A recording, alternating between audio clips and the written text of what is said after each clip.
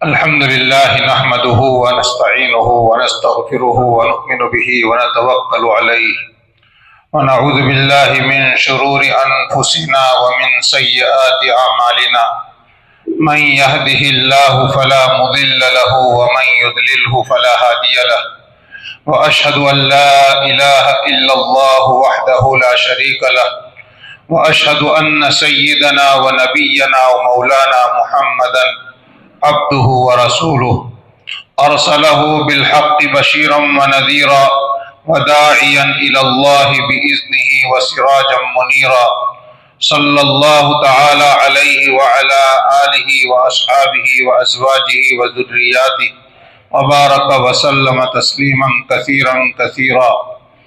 أما بعد، أعوذ بالله من الشيطان الرجيم. بسم الله الرحمن الرحيم.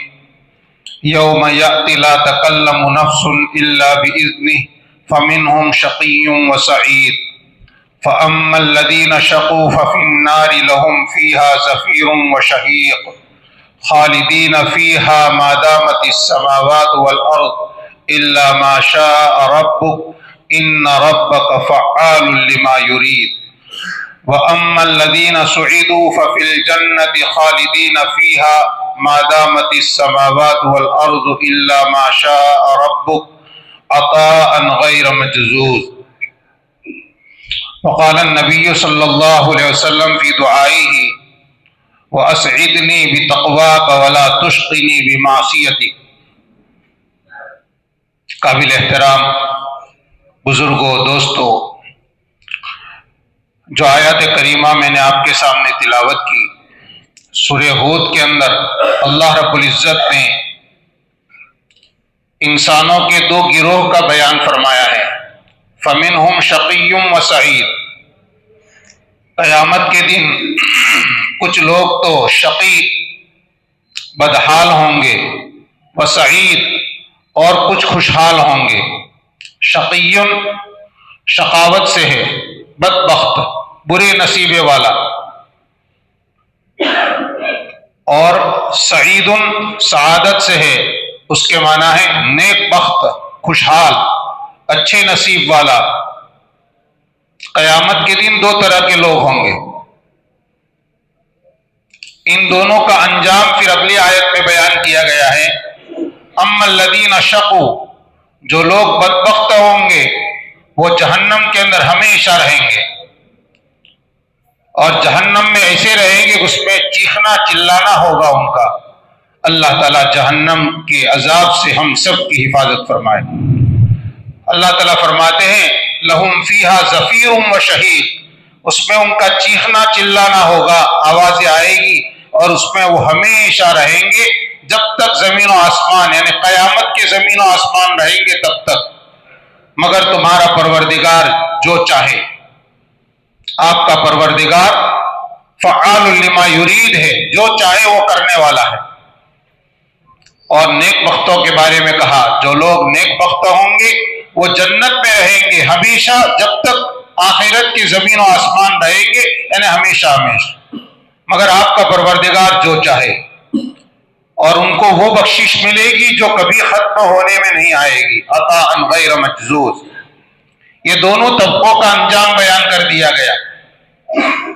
ہم سمجھ گئے اس سے کہ اہل شقاوت کو ہمیشہ جہنم میں رہنا ہے، اور اہل سعادت کو ہمیشہ جنت میں رہنا ہے. سعادت کا جب مطلب ہم سمجھ جائیں گے تو اس سے خود بخود بات سمجھ میں آ جائے گی کہ شقاوت کس کو کہتے ہیں. انسان کو دنیا میں نبیوں کے واسطے سے جو طریقہ جینے کا بتایا گیا ہے، جن کاموں سے، جن باتوں سے ان کو بچنے کے لیے کہا گیا ہے، وہ ساری باتیں وہی آدمی کو سعادت کی طرف لے جاتی ہے. سعادت کے کام انبیاء بتلاتے ہیں تاکہ انسانیت کی تربیت ہو، اور ایک انسان تربیت پا کر وہ اہل سعادت میں سے بن جائے. جب اہل سعادت میں سے بنا تو اس کا انجام جنت. اور اگر وہ نبیوں کی تربیت کو نہیں لے گا، جو راستہ کتاب اللہ اور سنت سے ہم کو ملتا ہے اس راستے پر نہیں چلے گا، جن باتوں سے، جن حالات سے، جن کاموں سے اللہ کے نبی صلی اللہ علیہ وسلم نے ہم کو بچنے کے لیے فرمایا ہے، آدمی نہیں بچے گا تو اس کے لیے شقاوت ہے، اور اہل شقاوت کا انجام جہنم ہے۔ تو پوری شریعت، پورے دین کا خلاصہ یہی ہے کہ ایک بندہ سعادت مند بن جائے، دنیا والے سعادت مندی، نیک بختی، خوش بختی دنیا کی چیزوں سے سمجھتے ہیں۔ کوئی آدمی اچھے مکان والا ہے، کوئی آدمی اچھے حیثیت والا ہے، اس کا اچھا کاروبار ہے، اچھی آمدنی ہے، اس کے لیے، اس کے بچوں کے لیے آگے کوئی فکر نہیں ہے، کہتے بڑا نیک بخت ہے، خوش نصیب ہے۔ یہ لوگ وہی مادیت کو دیکھ کر خوش نصیبی طے کرتے ہیں، اور اگر کسی کے پاس دنیا میں کچھ تنگیاں ہیں، پریشانیاں ہیں، تو کہتے اس کی قسمت پھٹی ہوئی ہے، یہ بد نصیب ہے۔ یہ حقیقی خوش بختی اور یہ حقیقی بدبختی نہیں ہے۔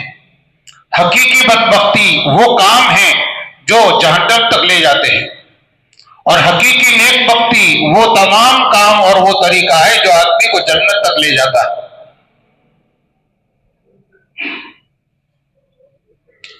حضرت شاہ ولی اللہ صاحب محدث دہلوی رحمۃ اللہ علیہ کو اللہ تعالیٰ جزائے خیر نصیب فرمائے، انہوں نے اس سعادت کو بڑے انوکھے انداز میں بیان فرمایا ہے۔ ہم بھی مختصر وقت میں حضرت کی بات کا خلاصہ بہت آسان لفظوں کے اندر سمجھنے کی کوشش کریں، ہمیں بھی انشاءاللہ سمجھ میں آ جائے گا۔ انسان، اس کی ذات میں 3 طرح کی صفتیں ہیں۔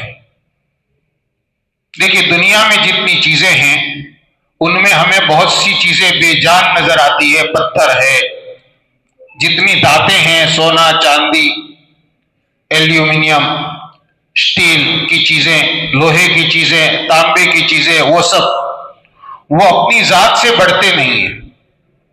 جیسے ایک پودا دن بدن بڑھتا ہے، آج اتنا سا ہے، 2 ہفتے میں وہ اور بڑا ہوگا، اور 3-4 ہفتے میں اور لمبا ہو جائے گا، اس کے اور ٹہنیاں پھٹے گی، پتے لگیں گے، وہ آہستہ آہستہ بڑا درخت بن جاتا ہے۔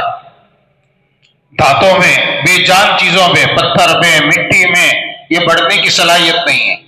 ایسی چیزوں کو کہتے ہیں جامد، جمادات۔ کچھ چیزیں وہ ہیں کہ جو بڑھتی ہیں، جتنے پودے ہیں، گھاس ہے، چھوڑ ہے، درخت جتنے بڑے ہیں وہ پہلے چھوٹے سے تھے، ذرا سے، اور پھر وہ بڑھتے بڑھتے بڑھتے تناور درخت بن گئے۔ ایسی چیزوں کو نباتات کہتے ہیں۔ یہ بڑھتے ہیں لیکن چل نہیں سکتے، وہ اپنے طور پر حرکت نہیں کر سکتے ہیں۔ اور ایک تیسری قسم ہے حیوانات، کیڑے مکوڑے، سمندر کی چھوٹی بڑی مخلوقات، اور جتنے جانور، پرندے، چھوٹے بڑے، اور خود انسان، یہ سب چھوٹے سے بڑے بھی ہوتے ہیں، اور وہ ایک جگہ سے دوسری جگہ چل کے جاتے ہیں، حرکت کرتے ہیں، کوئی تیر کر کے، کوئی چل کر کے، کوئی ہوا میں اڑ کر کے۔ ان سب کے لیے ایک لفظ ہے حیوانات۔ انسان بھی ان حیوانات میں سے بہت عمدہ قسم کا ایک حیوان ہے۔ تو انسان کی جنس ہوئی حیوان ہونا۔ انسان حیوانات میں سے ایک حیوان ہے، لیکن اس میں اللہ نے وہ خوبیاں رکھی ہیں جس کی وجہ سے وہ دوسرے تمام حیوانات سے بالکل ممتاز ہے۔ دوسرا کوئی جانور کلام نہیں کر سکتا، انسان کلام کر سکتا ہے۔ دوسرے جانوروں کے پاس آواز ہے، بعض جانور ایسے کہ ان کے پاس آواز ہی نہیں ہے۔ مچھلی خود بول نہیں سکتی، کسی طرح کی آواز نہیں نکال سکتی، اور بندر ہے، پرندے ہیں، وہ خاص طرح کی آواز نکالتے لیکن بول نہیں پاتے۔ انسان بول سکتا ہے۔ تو یہ انسان کو اللہ نے عقل عطا فرمائی ہے جو کسی جانور میں نہیں ہے، کسی حیوان میں نہیں ہے۔ انسان ایک چیز سے نتیجے کتنے نکالتا ہے اور کتنے نتیجوں سے عجیب سبق نکالتا ہے. کلیات سے جزیات کا ادراک اور جزیات سے کلیہ بنانا، یہ انسان کی خاص صفت جو اللہ نے کسی انسان کو نہیں دی اور کسی حیوان کو نہیں دی. اس اعتبار سے انسان اشرف المخلوقات ہے. لیکن انسان کی ذات میں دوسرے حیوانات کی مشابہت ہے. دوسرے جانور کھانا کھاتے ہیں، اپنے خوراک کو ہضم کرنے کے ساتھ ان میں طاقت پیدا ہوتی ہے. دوسرے جانوروں کے اندر غصہ ہوتا ہے اور وہ اپنے غصے سے اپنا بدلہ لیتے ہیں. اپنے دشمن کا یا ان کو نقصان پہنچانے والے کو وہ نقصان پہنچانے کی کوشش کرتے ہیں. جانوروں میں خوراک کی وجہ سے جو شہوت پیدا ہوتی ہے اس شہوت کو وہ پورا کرتے ہیں. یہ صفتیں انسانوں میں بھی آئی. لیکن میں نے کہا کہ انسان کو اللہ نے جو عقل دی ہے، اس عقل کی وجہ سے انسان دوسرے حیوانات سے ممتاز بالکل الگ ہے. اس لیے انسان کچھ وہ کام کر سکتا ہے جو دوسرے حیوانات نہیں کر سکتے. انسان کے اندر اللہ رب العزت نے جو خوبی رکھی ہے وہ یہ رکھی ہے کہ اس کے اندر جہاں جانوروں کی صفت یعنی غصہ ہونا، اسی طرح سے خواہشات اس کے اندر پیدا ہونا رکھی ہے، اس کے ساتھ ہی اس کے اندر ایک صفت رکھی ہے، وہ ہے ملکیت، فرشتوں والی صفت. فرشتوں کا کام ہے اللہ کے حکم کو سننا، اس کو ماننا، اس کی عبادت کرنا. یہ فرشتوں کی صفت ہے. اللہ کے اطاعت کرنا. اللہ نے انسان کو جو عقل دی ہے اس کی عقل کا تقاضا یہ ہے کہ وہ اپنے خالق اور مالک، اپنے پیدا کرنے والے کی بات کو سنے، مانے، اس کی بندگی کر کے اس کا قریب ہونے کی کوشش کرے، اس کا ایک اچھا بندہ بننے کی اور اس کو راضی کرنے کی کوششیں کرے. یہ انسان میں ہے. اس کو ملکیت کہتے ہیں. اور وہ غصے ہونا اور خواہشات پوری کرنے کا جو مزاج ہے اس کو بہیمیت کہتے ہیں، جانوروں والی صفت. تو انسان بہیمیت اور ملکیت کا مجموعہ ہے. یہ بہیمیت اور ملکیت انسان کے اندر برابر سے ایک دوسرے سے ٹکراتے رہتے ہیں. اتنا ہی نہیں، انسان کے اندر جمادات کی بھی صفت پائی جاتی ہے. پتھروں کی، بے جان چیزوں کی. وہ کون سی صفت ہے؟ جتنی بے جان چیزیں ہیں ان کے اندر لمبائی، چوڑائی اور ان کے اندر گہرائی پائی جاتی ہے، جس کو 3 ڈائمینشن کہتے ہیں. یہ 3 ڈائمینشن جیسے بے جان چیزوں میں پائے جاتے ہیں، ایک انسان کی ذات میں بھی لمبائی ہے، چوڑائی ہے، اس کے اندر بھی کسی طرح کا ڈپ ہے جس کو آپ ناپ سکتے ہیں. تو یہ جمادات کی صفت بھی انسان میں آ گئی. تو انسان 3 چیزوں کا وہ حیوانات کے بھی مشابہ ہے اور جمادات کے بھی مشابہ ہے اور اس کے اندر فرشتوں والی صفت بھی ایک زائد ہے. اب یہ جو انسان کی ذات میں سب چیزیں جمع ہو گئی ہے، اللہ رب العزت نے انسان کی روح فرشتے کے واسطے سے عالم ارواح سے لا کر اس کے بدن کے اندر ڈالی ہے. جب بچہ ماں کے پیٹ میں 120 دن کا ہو جاتا ہے تو اللہ تعالیٰ فرشتے کو بھیجتے ہیں، عالم ارواح سے وہ روح لا کر اس کے جسم میں ڈالتا ہے اور پھر اس کی عمر لکھتا ہے اور اس بچے کی روزی کتنی ملے گی، اس کی موت کب آئے گی اور یہ شقی ہوگا یا سعید ہوگا یہ بھی لکھتا ہے. اللہ تعالیٰ سے پوچھتا ہے شقی ام سعید. اللہ تعالیٰ جو فرما دے وہ لکھ دیتا ہے. تو روح کا بدن سے تعلق اس وقت ہوا جب یہ اپنے ماں کے پیٹ میں 4 ماہ کا تھا. موت تک یہ تعلق رہے گا. یہ روح جو ہے اس کو روح ربانی کہتے ہیں، اللہ کی طرف سے ڈالی ہوئی روح. جسم اس روح اور جان کے لیے ایک سواری کی طرح ہوتا ہے. جیسے جانور کے اوپر اس کا مالک بیٹھتا ہے تو وہ مالک اصل ہے، وہ جانور کو اس کے تابع کرتا ہے، اپنے تابع کر کے جیسے چاہتا ہے چلاتا ہے. ایسے روح جسم کو لیے پھرتی ہے. ملک الموت کو جب اللہ کا حکم ہوتا ہے وہ آتے ہیں اور روح کو الگ کر دیتے جسم سے. جسم کو لوگ نہلاتے ہیں، کفن پہناتے ہیں، جنازے کی نماز پڑھ کے قبر کے حوالے کرتے ہیں، اور ملک الموت اور ان کی جماعت وہ روح کو لے جاتی ہے. نیک آدمی کی روح علیین میں اور برے آدمی کی روح سجین میں ڈال دی جاتی ہے، اور وہاں سے اس کی روح کا کچھ کنیکشن، تعلق اس قبر میں جو جسم دفن کیا گیا اس کے ساتھ ہو جاتا ہے. قیامت تک وہ روح یہاں رہے گی، جسم یہاں رہے گا، جسم چاہے مٹی بن جائے. جب قیامت آئے گی اور جب دوسرا سور پھونکا جائے گا تو یہ مٹی بننے والا جسم پھر سے جسم بن جائے گا، اور اللہ کے حکم سے ہر انسان کی روح اس کے جسم میں بھی آ جائے گی. اب یہ روح کا جو تعلق ہوگا ہمیشہ ہمیش کے لیے ہوگا، کیونکہ اب اس کے بعد کی زندگی میں موت نہیں ہے. جو جنت میں گیا ہمیشہ کے لیے جنت میں، جو جہنم میں گیا وہ ہمیشہ کے لیے جہنم میں. اب انسان کے جسم میں اس کی ذات میں جو خواہشات ہیں، اس کی ذات میں جو غضب اور غصے کی صفت ہے، دوسرے لفظوں میں کہو جو بہیمیت کی صفات ہے، ان کو روح جس کا تعلق فرشتوں کے ساتھ ہے اور فرشتوں کی صفات کے ساتھ ہے، اس روح کے تابع کر دیا گیا اگر، وہ آدمی کامیاب ہے. بہیمیت رہے گی. کوئی آدمی ایسا نہیں کہ اس کے اندر سے غصہ ختم کر دیا جائے، اور ختم کر دیا جائے تو وہ باقبال نہیں رہے گا، پھر اس میں بہت بڑا عیب پیدا ہو جائے گا. اس کے لیے دنیا میں عزت کے ساتھ زندگی گزارنا مشکل ہو جائے گا. پھر تو یہ غصہ رہے لیکن عقل کے تابع رہے، شریعت کے تابع رہے. آدمی کے اندر خواہشات رہے لیکن یہ خواہشات شریعت کے تابع رہے. ناجائز طریقے پر آدمی اپنی خواہشات پوری نہ کرے. ایک دوسری بات یہ بھی ہے کہ انسان کو اللہ نے دنیا میں رکھا ہے، اور دنیا کو اللہ تعالیٰ نے دارالاسباب بنایا ہے. دارالاسباب کا مطلب یہاں محنت کرو، کماؤ اور کھاؤ، جو ضرورتیں ہیں اس کے لیے ہاتھ پیر مارو، کوششیں کرو.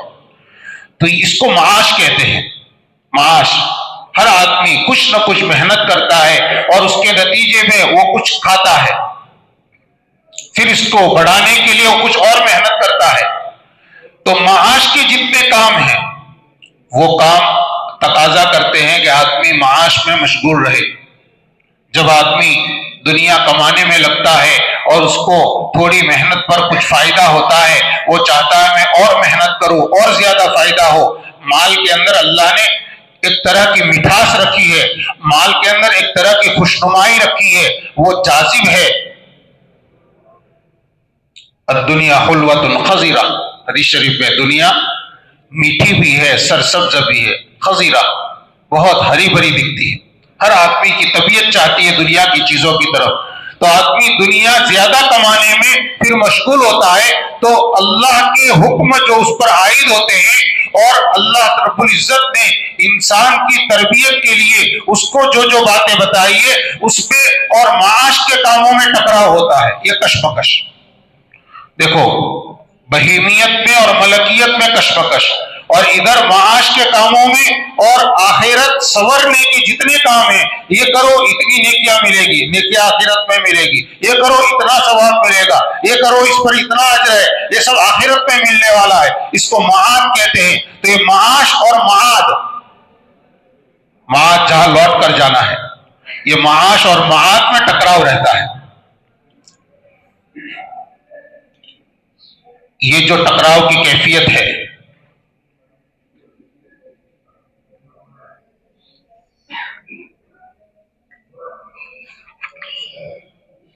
قرآن پاک میں کہہ دیا گیا انما اموالکم و اولادکم فتنہ، تمہارے مال اور تمہاری اولاد تمہارے لیے آزمائش ہے، فتنہ ہے. وہی اولاد کے لیے آدمی مال زیادہ کماتا ہے، پھر اس میں حلال حرام سے آنکھیں بند کر لیتا ہے. ایک جگہ کہا گیا وَلَا يَغُرَّنَّكُمُ الْحَيَاةُ الدُّنْيَا، تم کو دنیا کی زندگی دھوکے میں نہ ڈالے. یہ وہی معاش کی بے اعتدالی سے ڈرایا کہ معاش میں مشغول ہونا ہے، تجارت کرنی ہے، ملازمت کرنی ہے، مزدوری کرنی ہے، لیکن معاش میں مشغول ہو کر اپنی معاد یعنی آخرت کو خراب نہ کرو. آخرت کو سنوارنا بھی ہے اور دنیا بھی کمانی ہے۔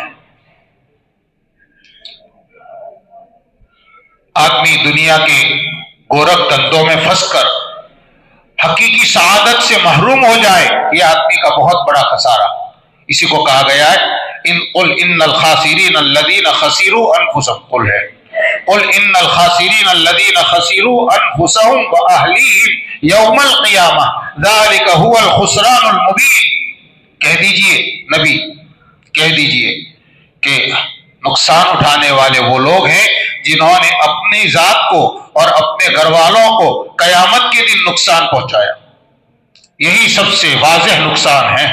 ذالک هو الخسران المبین۔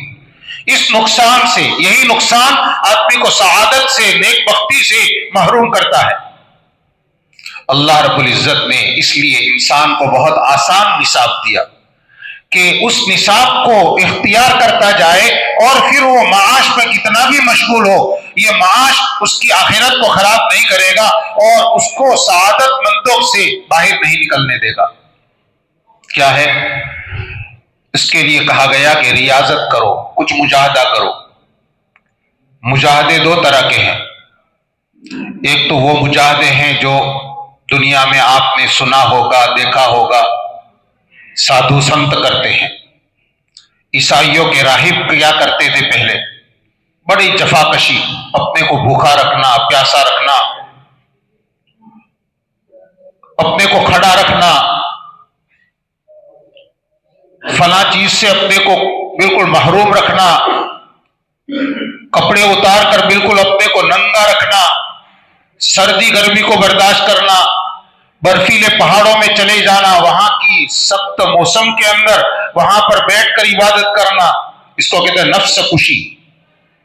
اپنے نفس کو مارنے کے لیے بہت آخری درجے کے مجاہدے۔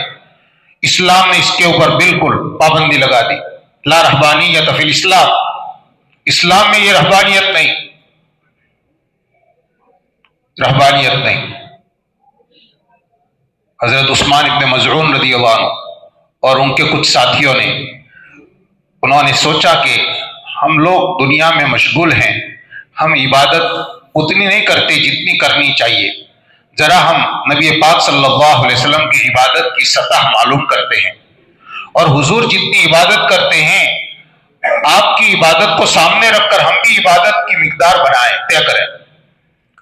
نبی پاک صلی اللہ علیہ وسلم کے گھر تشریف لائے، آپ گھر پر موجود نہیں تھے، انہوں نے پردے کے پیچھے سے ازواج مطہرات سے معلوم کیا، ازواج مطہرات سے کچھ سوالات کیے، ازواج مطہرات نے جواب دیے، جواب سن کر ان کو تعجب ہوا اور ان کو یہ لگا کہ اتنی عبادت ہم اپنے لیے کریں گے تو کم ہے، پیارے نبی صلی اللہ علیہ وسلم تو معصوم ہیں، بخشے بخشائے ہیں۔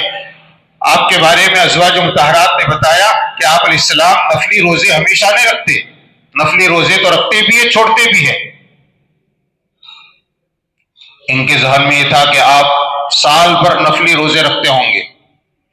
دوسرا انہوں نے سوال کیا تھا، کیا حضور اکرم صلی اللہ علیہ وسلم اپنی بیویوں سے اس طرح رہتے ہیں جیسے عام شوہر اپنی بیویوں کے ساتھ رہتے ہیں؟ ازواج مطہرات نے بتایا کہ ہاں۔ کیا آپ علیہ السلام رات کو سوتے بھی ہیں یا رات بھر آپ جاگتے ہیں سال بھر؟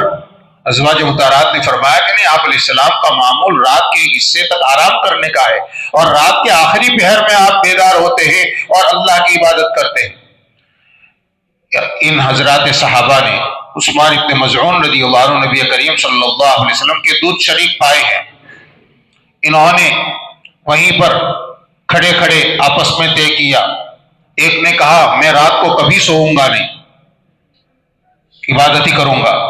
دوسرے نے طے کیا میں نکاح نہیں کروں گا، میں سنسار چھوڑ کر میں تو عبادت کے لیے فارغ ہو جاؤں گا۔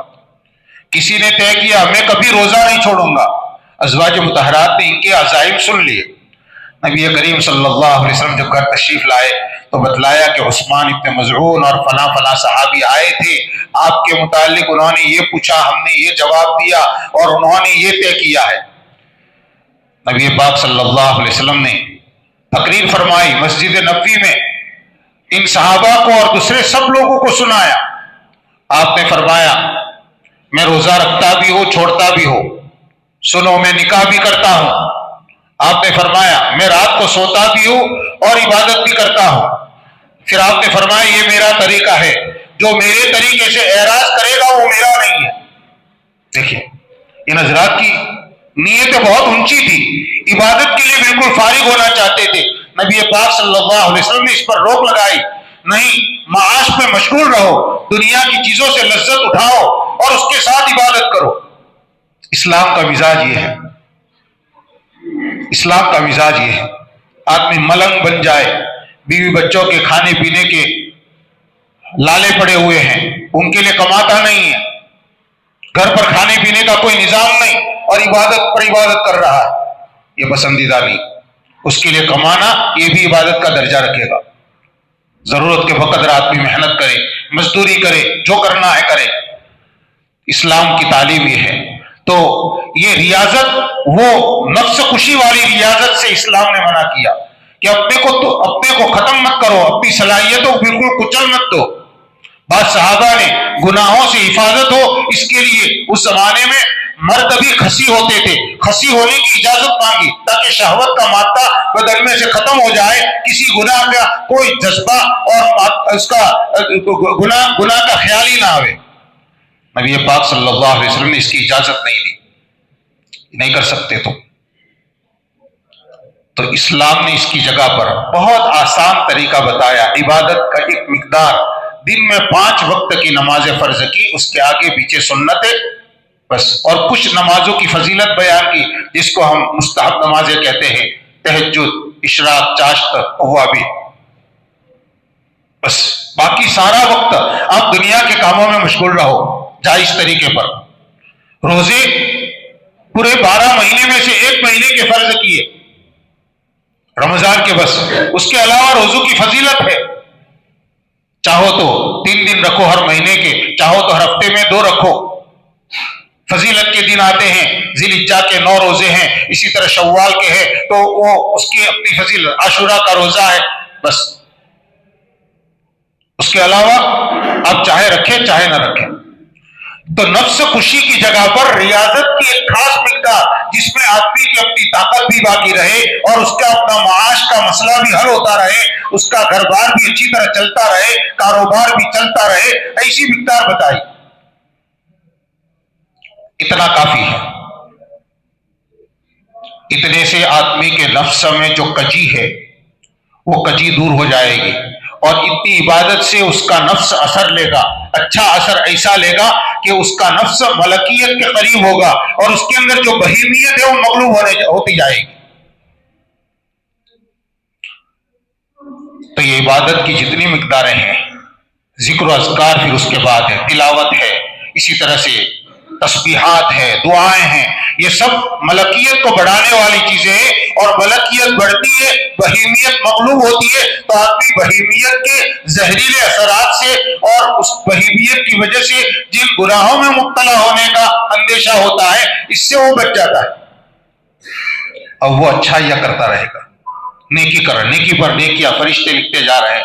گناہ تو لکھا ہی نہیں جا رہا، گناہ ہو جاتا ہے فوراً اس کے اندر خدا کا خوف ہے، بے چین ہوتا ہے، توبہ کرتا ہے، توبہ کر کے اللہ سے قریب ہو رہا ہے، ادھر نیکیاں کر کے قریب ہو رہا ہے، ادھر سچی توبہ کرتا جاتا ہے اور اللہ سے قریب ہو رہا ہے.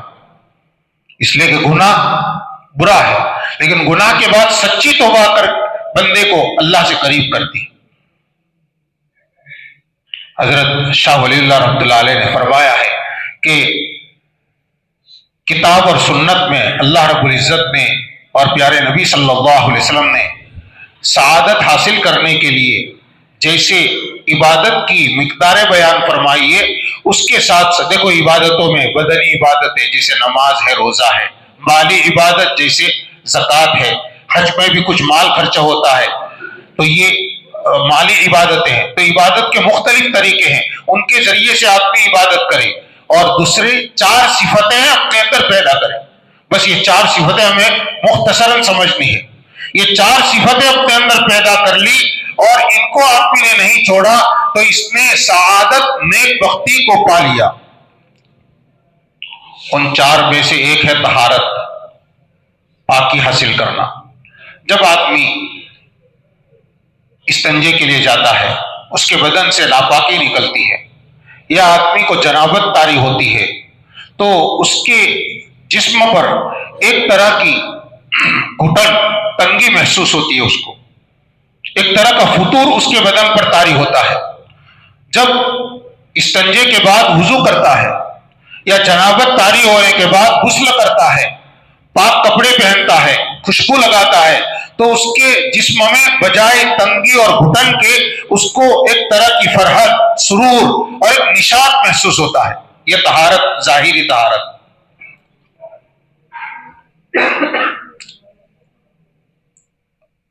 وضو طہارت صغرا ہے اور غسل طہارت کبریٰ ہے، بڑی طہارت کا طریقہ ہے۔ ان دو سے آدمی میں جب تازگی پیدا ہوتی ہے، نشاط پیدا ہوتا ہے۔ سوچئے آدمی جتنے گناہ کرتا ہے، گناہ یہ باطنی نجاست اور گندگی ہے، اس سے ہمارا دل، ہمارا نفس گندا ہوتا ہے گناہ کے اثر سے۔ جب گناہ کے اثر کو دور کرنے کے لیے آدمی سچی توبہ اور استغفار کرے گا، یعنی طہارت باطنی حاصل کرے گا، تو اس کے نفس کے اندر کتنا نشاط پیدا ہوگا۔ آدمی گناہ کرتا ہے، ایمان والا ہے، اور اس کے اندر اگر احساس زندہ ہے تو اس کو ضرور دل میں ندامت ہوتی، میں نے غلط کیا، چاہے تنہائی میں اس نے کیا ہو، چاہے کسی نے دیکھا نہ ہو، لیکن اس کے دل میں ندامت ضرور ہوتی ہے۔ اس کا دل، اس کا ضمیر اس کو ٹوکتا ہے، تو غلط کر رہا ہے، تو غلط راستے پر جا رہا ہے۔ بعض مرتبہ آدمی کی زبان پر بھی احساس آتا ہے کہ میری زندگی اچھی نہیں گزر رہی۔ اب جب اس کے بعد وہ توبہ کرتا ہے اس کو اطمینان ہو جاتا ہے۔ سچی توبہ کرنے پر توبہ نصوح، اس توبہ نصوح کے اوپر آدمی کو اطمینان ہو جاتا ہے۔ وہ جو دل میں بار بار جو ایک طرح کی ندامت، کھٹکا لگا رہتا تھا، اس سے اس کو اطمینان ہو جاتا ہے کہ نہیں، میں نے اپنے پروردگار سے معاملہ صاف کر دیا، سچی توبہ کر لیے تو میرا گناہ معاف ہو گیا۔ تو طہارت ظاہری، طہارت باطنی، اس کا اہتمام۔ دوسری چیز سعادت حاصل کرنے کے لیے وہ ہے اخبات۔ قرآن پاک میں ایک لفظ ہے وَأَخْبِتُوا إِلَىٰ رَبِّكُمْ وَأَخْبَتُوا إِلَىٰ رَبِّهِمْ، اور ایک جگہ ہے وَبَشِّرِ الْمُخْبِتِينَ۔ اخبات کہتے ہیں آدمی کے دل میں عاجزی ظاہر ہو، آدمی ظاہر سے، اندر سے عاجزی، انکساری کو ظاہر کرے۔ عاجزی ظاہر کرنے کا طریقہ ہے ایک تو ایمان لانا۔ ایمان لاتا ہے آدمی تو اللہ کے سامنے پورا جھک گیا، خدا کا جو حکم میری گردن پر رکھا جائے گا میں مانوں گا۔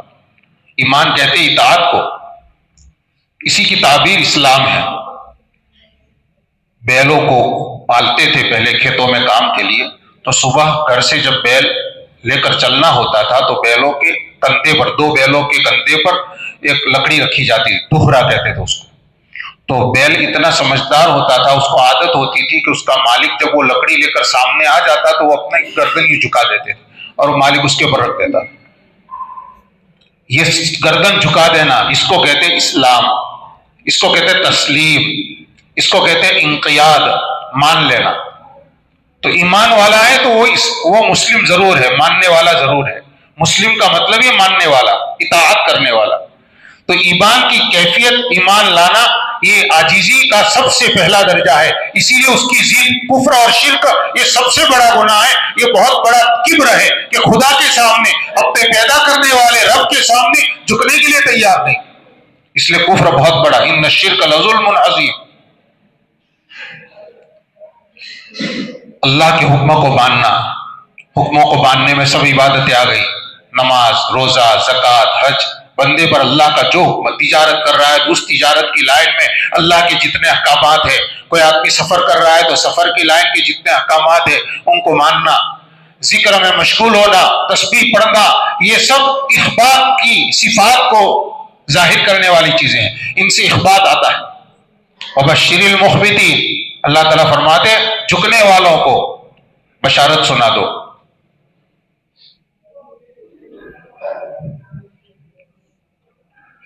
آدمی بادشاہ کے سامنے حاضر ہو، میں نے اس سے پہلے بھی مثال بیان کی تھی، اور اس وقت بادشاہ کے حشم و خدم چاروں طرف کھڑے ہو، اور ایک نیا آدمی شاہی دربار میں پہلی مرتبہ جائے، اس کو پتا ہے کہ بادشاہ پوری سلطنت کا مالک ہے، وہ جو حکم کرے گا وہ ہو جائے گا، تو اس وقت اس کے اوپر جو بادشاہ کی عظمت، اس کی بڑائی کا جو رعب اس کے اوپر پڑتا ہے، اس وقت وہ اپنے آپ کو جتنا کمتر سمجھتا ہے، اس کا نام ہے نیاز مندی۔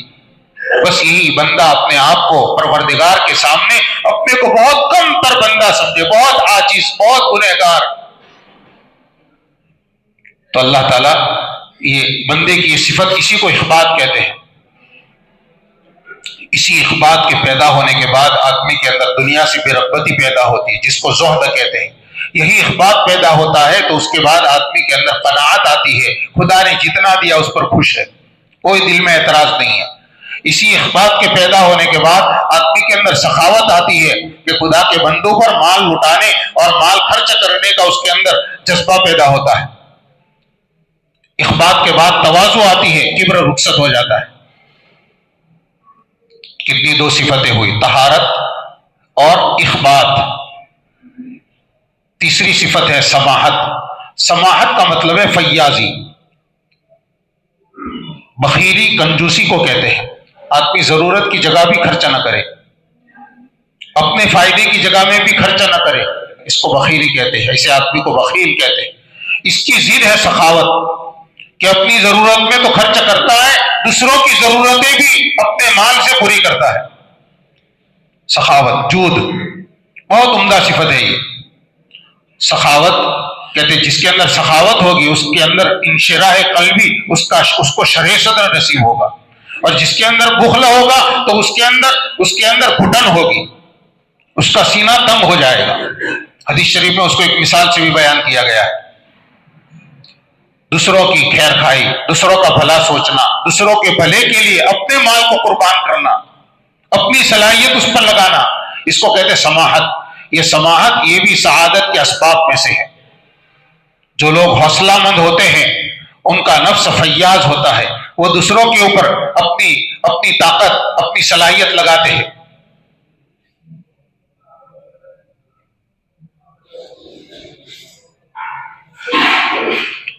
چوتھی صفت ہے سعادت کی عدالت۔ عدالت یہ ظلم کا مقابل ہے۔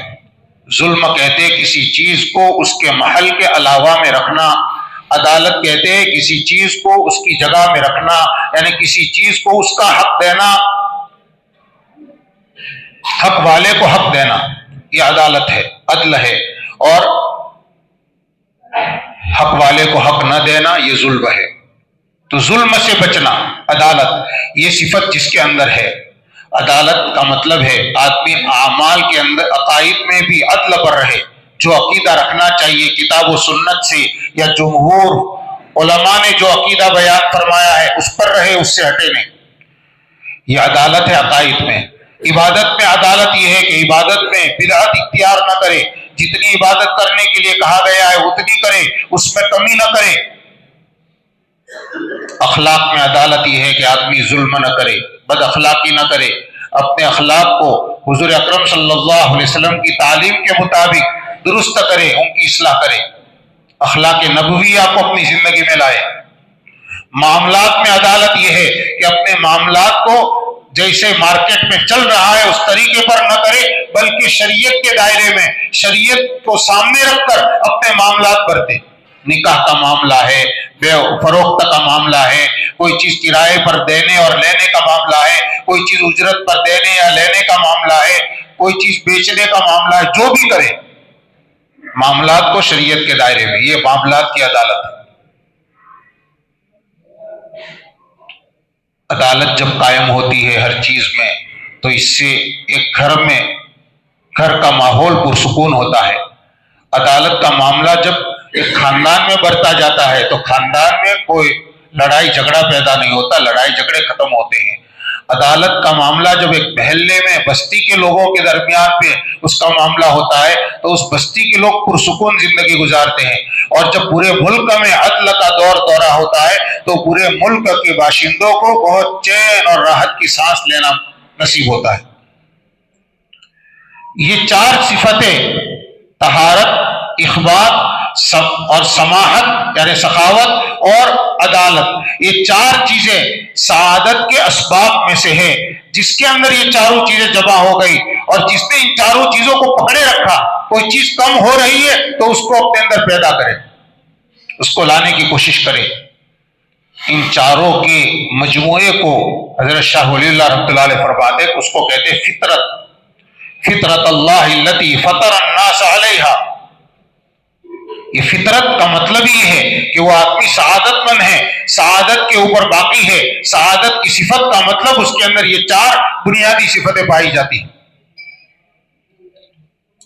ظاہر بات ہے کہ قرآن اور حدیث میں جتنی نصیحتیں ہیں، جتنی باتیں ہیں، جتنے احکامات ہیں، وہ انہی سعادت کو پیدا کرنے کے لیے اور شقاوت سے بچانے کے لیے ہے۔ اسی لیے حضور اکرم صلی اللہ علیہ وسلم کی دعا ہے وَأَسْعِدْنِي بِتَقْوَاكَ وَلَا تُشْقِنِي بِمَعْصِيَتِكَ، اے اللہ اپنے تقوی کے ذریعے سے مجھ کو سعادت مند بنا اور مجھے اپنی نافرمانی کے ذریعے سے مجھے شقی مت بنا۔ وَلَا تُشْقِنِي بِمَعْصِيَتِكَ، معلوم ہوا کہ نافرمانی کر کے آدمی شقاوت کی طرف چلا جاتا ہے، اور تقوی خدا سے ڈر کر اپنے اخلاق میں، اپنے معاملات میں، اپنی عادتوں میں، اپنی عبادتوں میں، اپنے عقائد میں وہ کس پر رہے گا؟ سعادت پر۔ میرے بھائیوں، مختلف راتوں میں جو باتیں بیان کی گئی وہ اسی سعادت کو حاصل کرنے کے لیے۔ اللہ تعالی ہم سب کو سعادت مندوں میں شامل فرمائے اور ہمیشہ ہمیش کے لیے ہم اہل سعادت میں سے رہیں، اور سعادت مندوں کا جو انجام ہے یعنی ہمیشہ کی جنت اللہ تعالی ہم سب کو نصیب فرمائے۔ آج ہمارے آخری عشرے کی آخری رات ہے، آخری مجلس ہے، اس لیے میرے بھائیوں میں مختصر دو تین باتیں عرض کرتا ہوں۔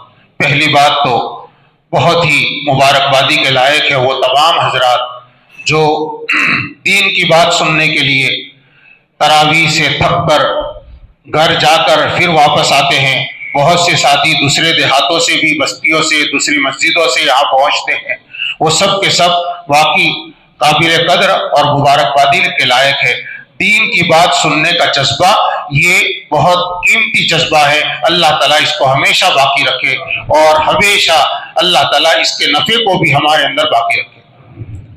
مجادر کے میں ساتھیوں کو خاص طور پر، مجادر کے بڑوں کو بھی، مجادر کے نوجوانوں کو بھی، مجادر کے بچوں کو بھی، سب کو میں مبارکبادی دیتا ہوں۔ ان کے اندر بھی یہ جذبہ بڑا عجیب دیکھا گیا۔ عصر کے بعد کی تعلیم میں بھی ماشاءاللہ پورا مجمع جو کا تو بیٹھا رہتا ہے، جب تک دعا نہیں ہوتی تب تک۔ اسی طرح سے رات میں بھی گھر جا کر واپس آنا اور بڑی بھاری تعداد کے اندر بیٹھنا، یہ دین کی قدر کی بات ہے۔ جب آدمی دین کی قدر کرتا ہے ضرور اللہ تعالیٰ اس پر عمل کی بھی توفیق دیتے ہیں۔ اس لیے اللہ تعالیٰ آپ کے لیے جذبہ مبارک فرمائے، اللہ تعالیٰ اس کی ہمیشہ قدردانی کی بھی توفیق ہم سب کو نصیب فرمائے۔ جن ساتھیوں نے خدمت کی، دل و جان سے خدمت کی، ہم دیکھ رہے تھے اتنے بڑے مجمع کو تینوں وقت افطاری، کھانا اور اسی طرح سے صبح سحری، اس کے علاوہ 3 وقت چائے پلانے کا نظام بہت چند منٹوں کے اندر پورا کر لینا بغیر کسی شور و شغب کے، اس کے لیے رات بھر جاگنا، یہ خدمت کرنے والوں کا بھی جذبہ اللہ تعالیٰ ہی اس کا بدلہ دیں گے، لیکن یہ بہت مبارک جذبہ ہے۔ اللہ تعالیٰ ان کو جزائے خیر نصیب فرمائے۔ جنہوں نے بھی اس کے پیچھے محنت کی، خواتین نے، ہماری ماں بہنوں نے بھی روٹیاں بنا کر ساتھیوں کو کھلانے کے لیے ہمیشہ وہ بھیجتی رہی دونوں وقت۔ اللہ تعالیٰ ان کی بھی محنتوں کو، ان کے جذبے کو قبول فرمائے۔